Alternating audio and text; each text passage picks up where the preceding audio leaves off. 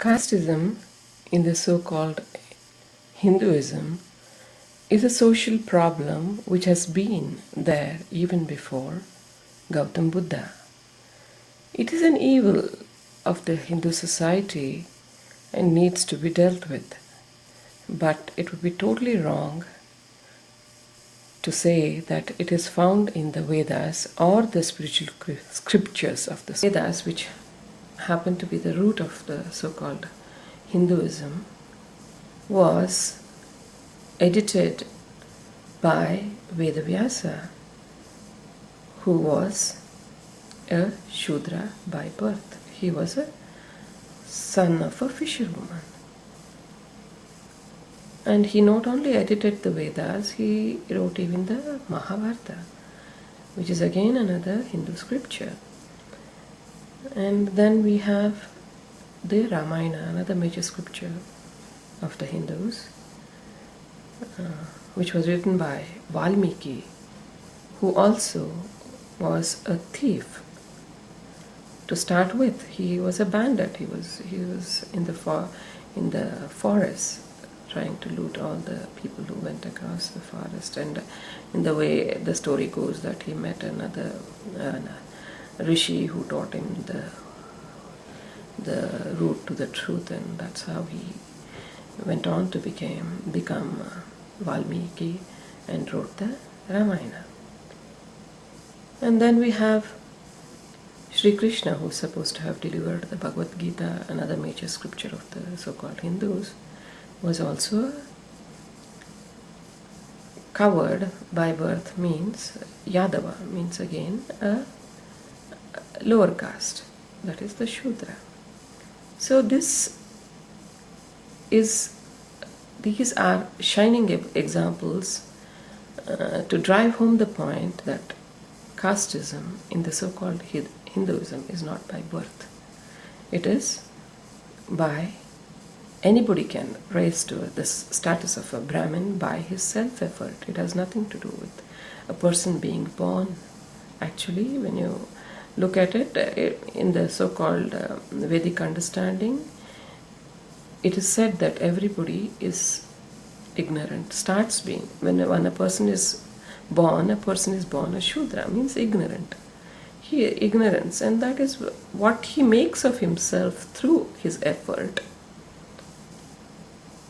is what he ultimately is. So nobody is really born into the caste system or the lowest caste and the highest caste. Everybody is born low, and the height of whatever they can reach is by self-effort, thing to do with being a caste decided by birth. In the Bhagavad Gita, which is supposed to be the crux of the Vedas, the essence of the Vedas, Shri Krishna says, Chaturvarnam maya shrishtir guna karma vibhagasya.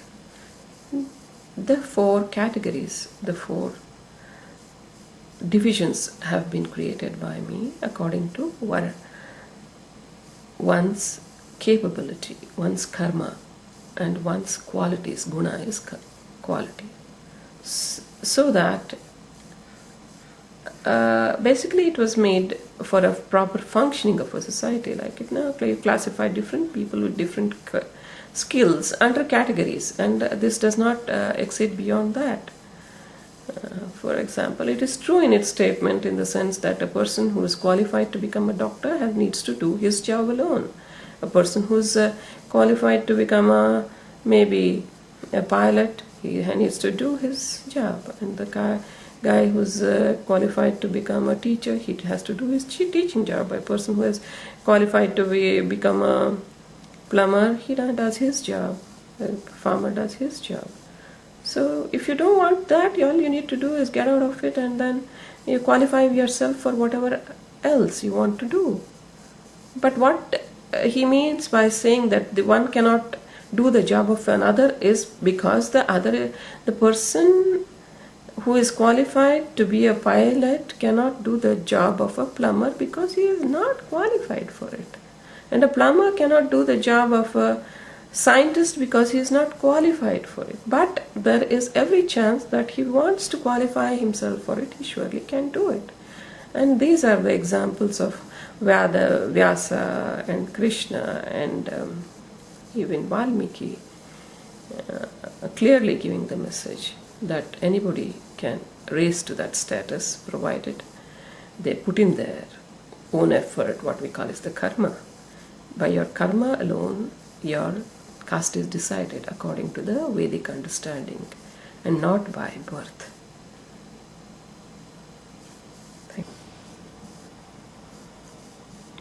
What they mean by a Shudra cannot do the job of a Brahmana, they're basically trying to say that one needs to qualify for the specific job one needs to do. For example, a plumber, if you are qualified to be a plumber and you want to do the job of a scientist, you should not do it. It is dangerous. So that is why you hear stories of a person being punished to do the job of something he is not qualified for. What will happen if he goes and meddles around with okay, let us take it as a nuclear energy. That is what scientists do. And people who are on a higher thinking or a higher qualified people themselves are called Brahmanas. So it is not that the plumber cannot do the thing of, should not do the thing of the Brahmanas. It is that he needs to qualify to do the job of a Brahmana, and only when he is qualified he becomes a Brahmana, then he is allowed to do it. But staying in the status of Shudra, that is, okay, call it a plumber, how can he do it?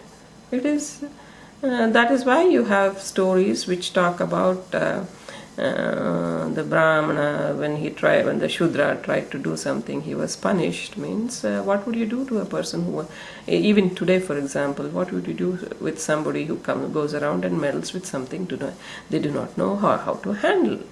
That is what they imply in the so-called sub-stories when they say a Shudra was punished because he tried to do the job of a Brahmana. It does not go beyond that. Like I have explained before, everybody is entitled to Brahmanatva, and we have examples of Vyasa, we have example of Valmiki, we have the example of Sri Krishna also, to say, stating clearly that Brahmanatva is achieved only through self-effort, and anybody is entitled to it.